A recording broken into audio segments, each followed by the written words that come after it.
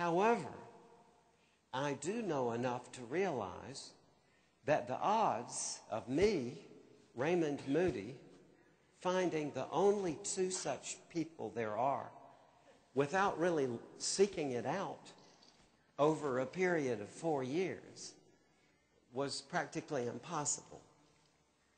So I realized at that point that there had to be many of these. And over the next few years, as I taught philosophy, I began to find many of these cases, and I was invited to various organizations in the town where I lived to talk about my research. And I found wherever I talked, people would come up afterward and they would say, "Dr. Moody, I've never told anyone this, but I too almost died, and I had this experience." So for 3 years, I taught philosophy. And then in 1972, I decided I wanted to continue my education by going to medical school. As I mentioned earlier, I think I had cut short my education in a way by going through graduate school so quickly. And as the years rolled on, I realized that I wanted to learn more. And I had always been very interested in the human mind and in psychiatry. So I went to medical school and began medical school in 1972 in the state of Georgia, my own home state. And since I had an education in philosophy first, as you can imagine, many of my friends of my age with whom I grew up had already gone to medical school, and so they were ahead of me in medical school. So my friends knew about my research. And so by the time that I went to medical school in September of 1972, my friends had circulated word on among the medical faculty that a student was coming in who had researched these experiences. And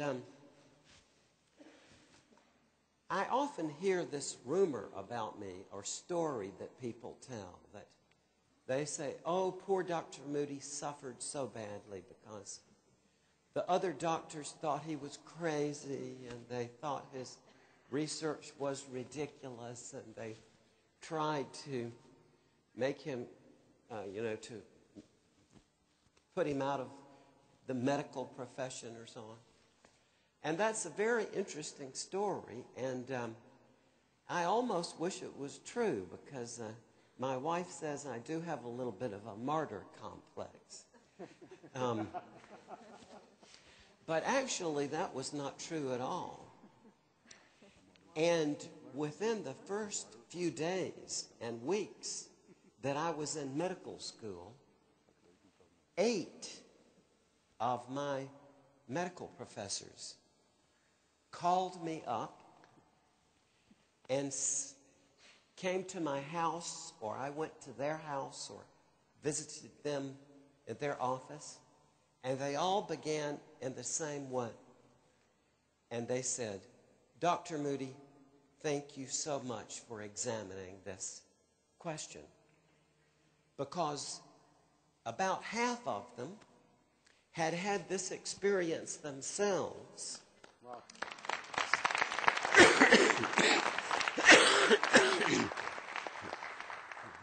And the other half had heard this experience from their own patients. So they were very happy to learn that someone was investigating it. So during my 4 years of medical school, my professors were very helpful to me in finding patients and enabling me to interview many, many patients who had these experiences when they almost died. And so since that time, I have had the very deep honor and privilege of being able to talk with literally thousands of people from all over the world who have been to the brink of death and have a very similar story to tell. So what I would like to do in the first part of my presentation today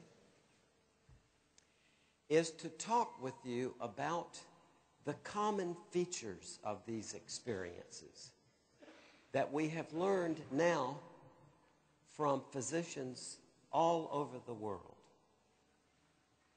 Because after my book was published in 1975, literally now I have colleagues medical colleagues from all over the world who have investigated these experiences and their own societies, and they find the same thing that I have, and indeed that Plato did thousands of years ago. I think it's important for us to realize that these experiences are not to the modern world. They are part of the collective cultural heritage of humankind.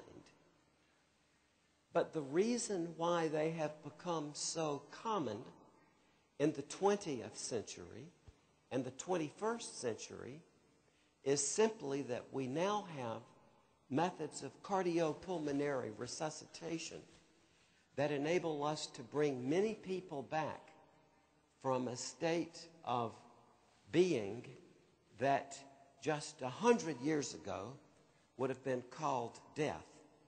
So that, I think, is why these experiences are so common in the modern world. What do our patients tell us? Well, I think that perhaps the most important thing that people who have this experience tell us, and perhaps the most nearly universal thing that people with these near-death experiences tell us, is that no matter how well educated they may be, no matter how many languages they speak,